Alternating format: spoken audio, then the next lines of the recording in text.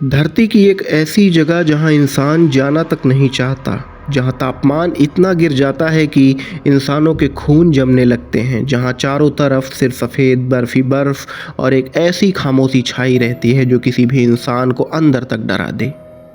लेकिन असली डर इस बर्फ़ में नहीं छुपा, बल्कि छुपा है उस चीज़ में जो इस बर्फ़ के नीचे सालों पहले छुपाई गई थी। बात उस समय की है जब दूसरा विश्व युद्ध खत्म हुआ था। पूरी दुनिया राहत की सांस ले रही थी, जब लोगों ने सोचा कि अब सब कुछ खत्म हो गया है। लेकिन कुछ दस्तावेज, कुछ गुप्त रिपोर्ट्स और कुछ अधूरी कहानियाँ एक अलग सच की तरफ इशारा करती हैं। एक ऐसा सच जो कहता है कि कुछ नाजी अधिकारी आखिरी समय में गायब हो गए थे। ना वो मरे थे, ना ही किसी के द्वारा पकड़े गए थे, बस वो गायब हुए थे।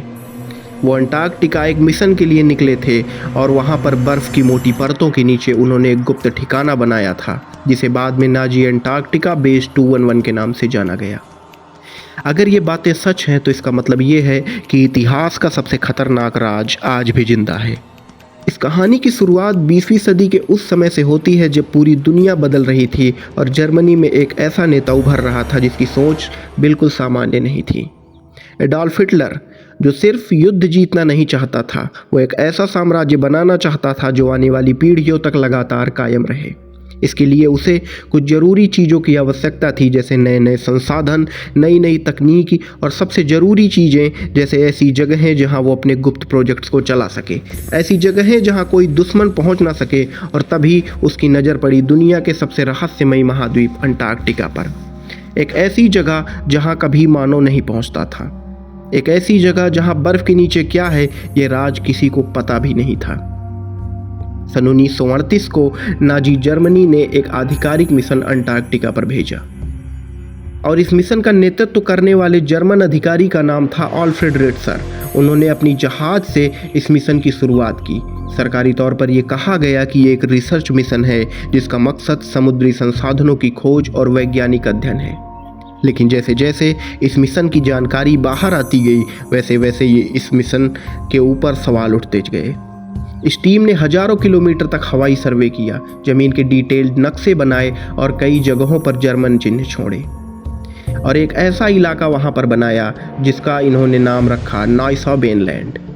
लेकिन असली सवाल ये था कि क्या यह सिर्फ एक सर्वे था या किसी गुप्त बेस की नींव जर्मनी द्वारा रखी जा रही थी। अब कहानी और भी गहरी हो जाती है। कुछ रिपोर्ट्स और थ्योरीज के अनुसार इस एक्सपीडिशन के दौरान जर्मनों को अंटार्कटिका में एक ऐसी जगह मिली जहां बर्फ के नीचे प्राकृतिक गर्मी मौजूद थी, एक ऐसी गर्मी जिसे जियोथर्मल हीट कहा जाता है। इसका मतलब ये था कि उस जगह के अंदर पानी था और तापमान इतना था कि वहाँ इंसान जीवित रह सकते थे। यही वो जगह थी जहां कथित तौर पर बेस 211 बनाया गया था, एक ऐसा गुप्त अंडरग्राउंड बेस जिसके बारे में कहा जाता है कि ये कई स्तरों में फैला हुआ था।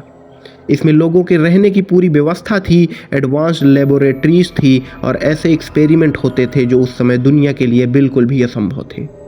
कुछ लोगों ने यहाँ तक दावा किया है कि यहाँ पर फ्लाइंग डिस्क टेक्नोलॉजी पर भी काम हो रहा था, ऐसी मशीनें जो यूएफओ जैसी लगती हैं। अगर ये बात सच है तो इसका मतलब ये है कि नाजीज केवल युद्ध लड़ने की तैयारी नहीं कर रहे थे, बल्कि वो उस गुफाओं में भविष्य बना रहे थे।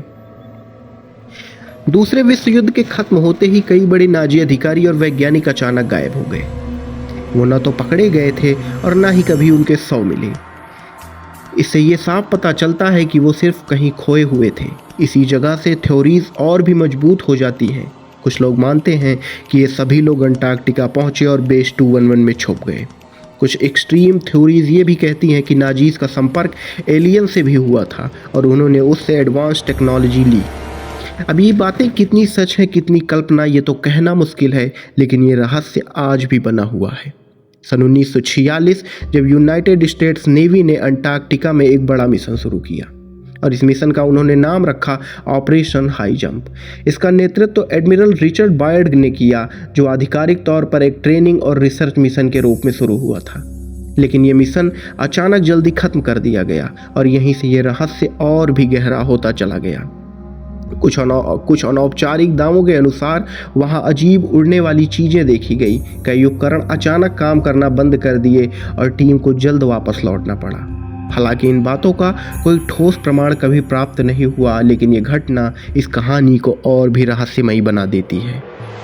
अब सवाल ये नहीं है कि बेस 211 सच है या नहीं, बल्कि सवाल ये है कि इतने सारे संकेत, इतने सारे गायब लोग और इतने सारे अनसुलझे सवाल आखिर क्यों हैं? अगर ये सब सिर्फ एक कहानी है तो ये कहानी आज तक जिंदा क्यों है? और अगर इसमें थोड़ा सा भी सच है तो शायद हम इतिहास का पूरा सच कभी जान ही नहीं पाए।